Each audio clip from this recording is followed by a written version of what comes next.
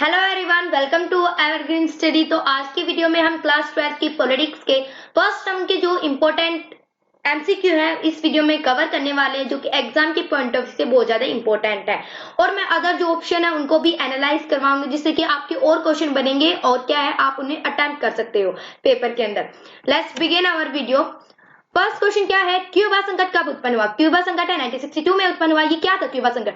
जो क्यूबा के अंदर क्या है, क्यूबा अमेरिका से लगा छोटा सा द्वीप है, जहां पर जो निकिता क्रुश्चेव होते हैं सोवियत संघ के राष्ट्रपति, वो क्या करती हैं, क्यूबा पर मिसाइलें तैनात कर देती हैं, जिससे कि अमेरिका उनके और ज्यादा निकट आ गया था, वो कभी पर हमला कर सकते हैं। इसे एक और क्वेश्चन बनकर आता है कि क्यूबा संकट के बारे में अमेरिका को कब खबर मिली? तो 3 हफ्ते के बाद इसकी खबर मिली। तो एक क्वेश्चन ये भी बन सकता है, ठीक है। सेकंड क्वेश्चन क्या है, शीत युद्ध का संबंध किससे है? तो किस शीत युद्ध क्या था, पहले कोल्ड वॉर के बारे में देख लेते हैं। आपको पता है सेकंड वर्ल्ड वॉर के बाद क्या शीत युद्ध चल गया था, कोल्ड वॉर चला था 1945 के बाद, जहां पर 1991 तक चला था वो युद्ध, जो कि दो गुटों के बीच था, एक अमेरिका गुट के बीच था, एक सोवियत गुट के बीच। अमेरिका गुट को हम पहली दुनिया बोलते थे, जो कि पश्चिमी देश से ज्यादातर इसके अंदर, और सोवियत गुट को हम दूसरी दुनिया बोलते थे, जो कि पूर्वी गुट था, ज्यादातर पूर्वी देश इसके अंदर शामिल थे। भारत ने शीत युद्ध से अलग रहने के लिए किस आंदोलन की शुरुआत करी? तो किस आंदोलन की करी थी? वो करी थी गुट निरपेक्ष आंदोलन की। गुट निरपेक्ष आंदोलन मतलब किसी भी गुट में नहीं शामिल होना। ये बार क्वेश्चन आ चुका है कि गुट निरपेक्ष का मतलब क्या होता है, किसी भी गुट में शामिल ना होना। जिसका इसका अदर नेम क्या है, नाम क्या, नॉन अलाइन मूवमेंट, जो कि 1961 में क्या इसका पहला सम्मेलन होता है, जो कि बेलग्रेड में होता है, यूगोस्लाविया की राजधानी के अंदर। ये आप ध्यान रखना कि पहला सम्मेलन कब हुआ, तो ये 1961 में हुआ था यूगोस्लाविया की राजधानी के अंदर बेलग्रेड में। और इसके एक और क्वेश्चन बनता है कि गुट निरपेक्ष आंदोलन की जो सम्मेलन होता है कितने वर्ष के बाद होता है? ये हर 3 साल के बाद होता है। देखते हैं सोवियत गुट ने किस सैनिक गठबंधन का निर्माण किया? तो वो क्या, वॉर्सा पैक्ट का।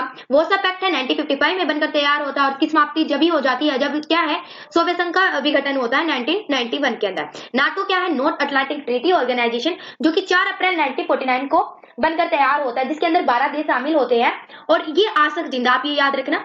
सीटो क्या है, SEATO South East Asia Treaty Organization है, जो कि 1954 में बनकर तैयार होता है। सेंटो क्या है, ये दोनों भी अमेरिका के ही सैन्य गठबंधन है, सीटो, नाटो और सेंटो, ये तीनों है, ठीक है। सेंटो क्या है, सेंटो सेंट्रल ट्रीटी ऑर्गेनाइजेशन, जो कि कब बनकर तैयार होता है, ये 1955 में बनकर तैयार होता है। लेकिन इसका पहला नाम क्या था 1955 से पहले? ये इसका नाम होता है बगदाद पैक्ट। क्यूबा मिसाइल संकट के समय सोवियत संघ के नेतृत्व जिस नेता के हाथ में थे, मैंने अभी बताया था, निकिता क्रुश्चेव के हाथों में थे। वॉर्सा संधि की स्थापना कब हुई? तो वॉर्सा संधि की स्थापना मैंने अभी बताई, वो 1955 में तैयार हुआ था, जो कि सोवियत संघ का एक सैन्य गठबंधन था। शीत युद्ध के प्रति भारत की क्या नीति थी? तो शीत युद्ध के समय तो भारत ना तो उसकी ज्यादा हक में था और न ही उसके नकारात्मक परिणाम में था। तो न ही सकारात्मक था, न ही नकारात्मक उसके परिणाम थे। उन्होंने गुट निरपेक्ष आंदोलन अपनाया था भारत ने। सोल्ट क्या है? सोल्ट मतलब स्ट्रेटेजी आर्म्स लिमिटेशन टॉक, जिसके अंदर क्या होता है, ये बनकर तैयार तो 1969 में होता है, लेकिन इसकी पहली मीटिंग क्या होती है? पहले स्ट्रेटेजी आर्म लिमिटेशन टॉक के बारे में कर लेते हैं। क्या होता है ये, जैसे परमाणु मिसाइलें होते हैं, उनके प्रति हमें लिमिटेशन लगाना कि हम उसका ज्यादा यूज नहीं करेंगे। ये बात है जो कि अमेरिका के राष्ट्रपति और सोवियत संघ के राष्ट्रपति इसके बाद में बातें करते हैं। जो कि पहली वार्तालाप होती है वो होती है 26 मई को 1972 के अंदर। और उसकी दूसरी मीटिंग कब होती है? सोल्ट 2 के बारे में पूछ ले तो इसकी मीटिंग हुई है 1979 में इसकी दूसरी मीटिंग होती है। यही बात होती है कि हम लिमिट करेंगे, ज्यादा परमाणु मिसाइलें का हम यूज नहीं करेंगे। अब नेक्स्ट क्वेश्चन देखते हैं। स्टार का पूरा नाम बताना है। तो स्टार का पूरा नाम है स्ट्रेटेजी आर्म रिडक्शन ट्रीटी। इसके अंदर क्या होता है, जैसे कि मैंने बताया, सोवियत संघ और जो अमेरिका के राष्ट्रपति हैं इसके बारे में सोचते हैं कि रिडक्शन करना मतलब कम करना, बिल्कुल ही कम कर देना। किस बारे में कम करना? जैसे कि आपको पता है परमाणु परीक्षण होते हैं, एयर के अंदर होते हैं, वाटर के अंदर होते हैं और लैंड के अंदर। इनके प्रति हमें क्या रिड्यूस कर देना परमाणु परीक्षण के अंदर। तो इसकी पहली मीटिंग होती है 31 जुलाई 1991 में, जिसकी दूसरी मीटिंग कब होती है? 3 जनवरी 1993 के अंदर। ये आप जरूर डेट कंफर्म कर लेना, ये बिल्कुल बहुत बार आ चुके हैं, इनको कंफर्म करके बिल्कुल याद करके जाना आपको, ठीक है। नेक्स्ट क्वेश्चन क्या है, 1967 में आसियान की स्थापना के समय नियम में से कौन सा देश शामिल नहीं था? तो इसमें पहले आपको बता देती हूँ, आप एक बात याद कर लो, PISTM, पीसटैम का मतलब क्या है? इसके अंदर 5 देश शामिल होते हैं। एक होता है फिलीपींस, एक होता है इंडोनेशिया, एक होता है सिंगापुर, एक होता है थाईलैंड और एम से होता है मलेशिया। ये 5 देश शामिल होते हैं। तो आप इनमें से बता सकते हो कि कौन नहीं है, वो है भारत। और उसके साथ ही आसियान है क्या? तो आसियान की फुल फॉर्म है the Association of South East Asian Nation. क्या है वो? साउथ ईस्ट के जो देश हैं उनके प्रति जो उनकी कमी ना हो किसी चीज के बारे में, जो में आसियान की स्थापना की गई है, जो कि 1967 में बनकर तैयार होती है। अब हमारा नेक्स्ट क्वेश्चन क्या है, चीन विश्व व्यापार संगठन में किस वर्ष शामिल हुआ? तो चीन कब हुआ था? वो हुआ था 2001 के अंदर। तो चीन के बारे में ये और क्वेश्चन आ जाते हैं कि चीन ने, आपको पता है, खुले द्वार की नीति अपनाई थी। तो कब अपनाई थी? 1978 में चीन ने खुले द्वार की नीति अपनाई थी।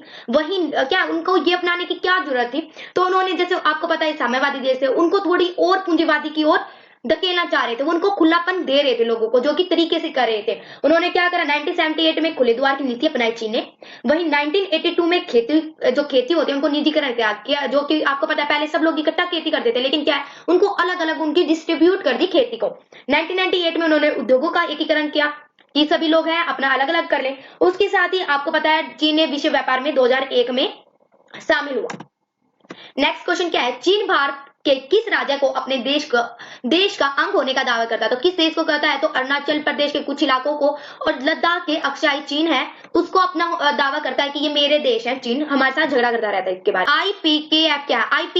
IPKF क्या है? तो ये क्या है, इंडियन पीस कीपिंग फोर्स का नाम है, ठीक है। सार्क क्या है? सार्क, पहले सार्क देख लेते हैं। सार्क क्या होता है? सार्क होता है the South Asia Association for Regional Cooperation, जो कि क्या है, एशिया, हम एशिया में रहते हैं, दक्षिण के देश हैं हम, तो क्या है उनके लिए सार्क बनाया गया है जिसमें कि जो झगड़ा होता है उनको अच्छी तरीके से निपटा ले। तो इसके अंदर पहले कितने सदस्य थे? तो पहले इसके अंदर 7 सदस्य थे, जो कि बाद में इसमें 7 और 8 दिसंबर को जो ढाका में क्या होता है, इसकी मीटिंग होती है, जो कि 2007 में, कि अफगानिस्तान इसके अंदर जुड़ेगा, जिसमें कि दिल्ली की मीटिंग होती है जब ये जुड़ जाता है। निम्नलिखित में से कौन सा देश सार्क का सदस्य नहीं है? तो इंडिया है, पाकिस्तान है, इंडोनेशिया नहीं है। वो इंडोनेशिया किसका सदस्य है? वो है आसियान का। विश्व व्यापार संगठन WTO का मुख्यालय कहाँ है? तो WTO का मुख्यालय है वो है जिनेवा के अंदर, स्विट्जरलैंड में जिनेवा के अंदर है। तो कई बार क्या है ये कंफ्यूजन हो जाता है कि वर्ल्ड ट्रेड ऑर्गेनाइजेशन का सेंटर कहाँ है।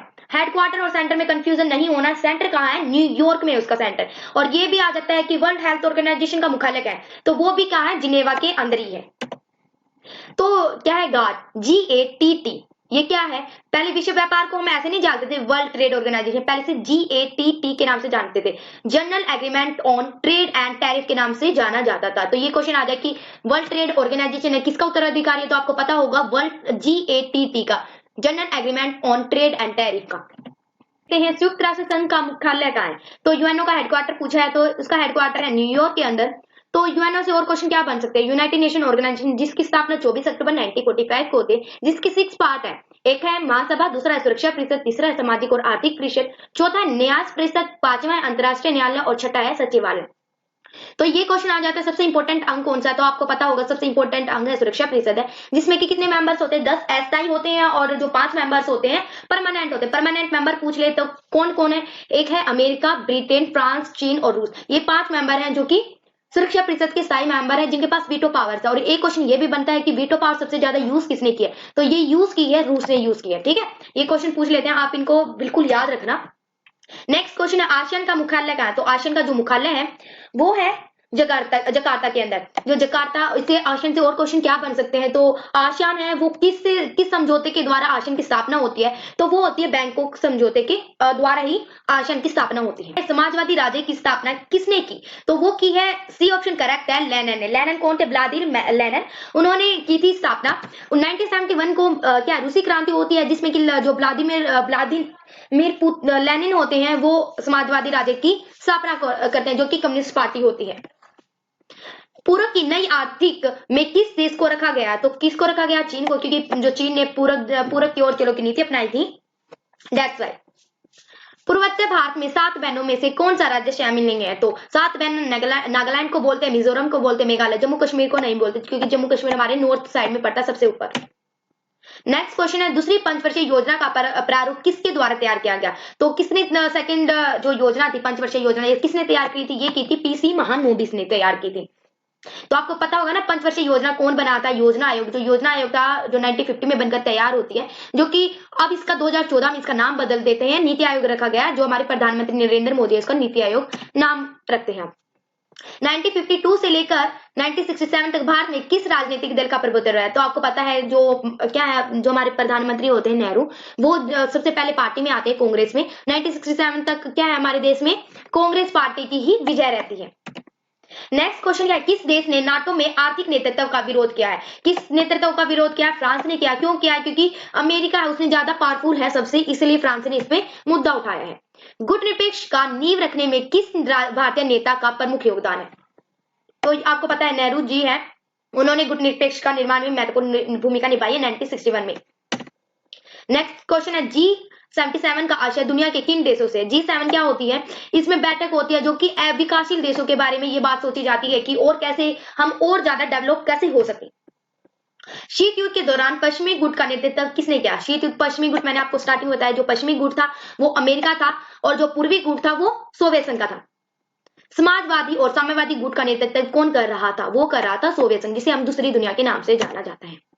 द्वितीय विश्व युद्ध कब से कब तक चला? तो पहला युद्ध था 1914 से लेकर 1918 को चला था। कई बार क्वेश्चन आ जाता है प्रथम विश्व युद्ध के बारे में, लेकिन दूसरे विश्व युद्ध के बारे में पूछा है तो इसका करेक्ट ऑप्शन बनता है 1939 से लेकर 1945 तक सेकंड वर्ल्ड वॉर चला था। 1930 में गांधी जी ने किस आंदोलन की शुरुआत करी? तो किस आंदोलन की करी थी? उन्होंने करी थी सविनय अवज्ञा आंदोलन की स्टार्ट करी थी। भारत के प्रथम उप राष्ट्रपति कौन थे? तो कौन थे? पहले डॉक्टर को कहा जाता था, जो कि गुटनिरपेक्ष के अंदर जो देश शामिल है उनको बोला जाता था। द्वितीय विश्व युद्ध कब से कब तक चला? तो पहला युद्ध था 1914 से लेकर 1918 को चला था। कई बार क्वेश्चन आ जाता है प्रथम विश्व युद्ध के बारे में, लेकिन दूसरे विश्व युद्ध के बारे में पूछा है तो इसका करेक्ट ऑप्शन बनता है 1939 से लेकर 1945 तक सेकंड वर्ल्ड वॉर चला था। नेक्स्ट क्वेश्चन है, गैर कांग्रेसवाद का नारा किसने दिया था? तो कांग्रेस से अलग किसने नारा दिया था? इनमें से दिया था जयप्रकाश नारायण ने, संपूर्ण क्रांति का इन्होंने नारा दिया था।